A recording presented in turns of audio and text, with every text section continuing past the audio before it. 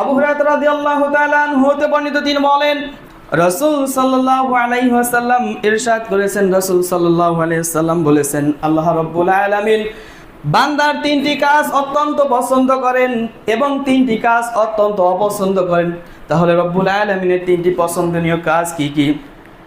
আবু হুরায়রা রাদিয়াল্লাহু তাআলা আনহু বর্ণিত, তিনি বলেন আল্লাহ রাসূল সাল্লাল্লাহু আলাইহি ওয়াসাল্লাম বলছেন, মহান রব্বুল আলামিনের প্রথম পছন্দনীয় কাজটা হচ্ছে তা'বুদু, তার ইবাদত করা, দাসত্ব করা, বান্দিগি করা। এক নাম্বার কাজ হচ্ছে আল্লাহ রব্বুল আলামিনের ইবাদত করতে হবে। রব্বুল আলামিন সূরাতুত তাহরিমে বলেন, ওয়া মা খালাকাতুল জিন্না ওয়াল ইনসা ইল্লা লিয়া'বুদুন।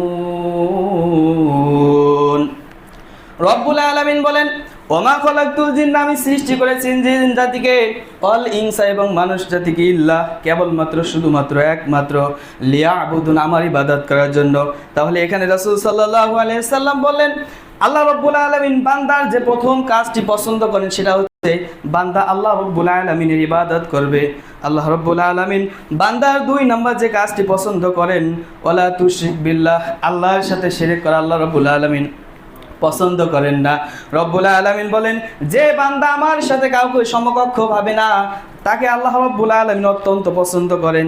তিন নম্বর যে কাজটি আল্লাহ রব্বুল আলামিন অত্যন্ত পছন্দ করেন, ওয়াতাসিমু বিহাবলিল্লাহি জামিআন, তারা ফারিক হবে না, আলাদা হবে না, বিচ্ছিন্ন হবে না, ঐক্যবদ্ধ হয়ে থাকবে। মুসলমানেরা একত্রে হয়ে সীসা ঢালা প্রাচীরের মতো অবস্থান করবে। বিধর্মী যত কিছু মতবাদ আসুক না কেন, ওই মতবাদগুলোকে রব্বুল আলামিনের দ্বীনের উপর ঐক্যবদ্ধ থেকে মুসলমানরা তা প্রতিহত করবে। রব্বুল আলামিন তিনটি কাজ পছন্দ করেন। তিন নম্বর কাজটা হচ্ছে ঐক্যবদ্ধ থাকতে হবে।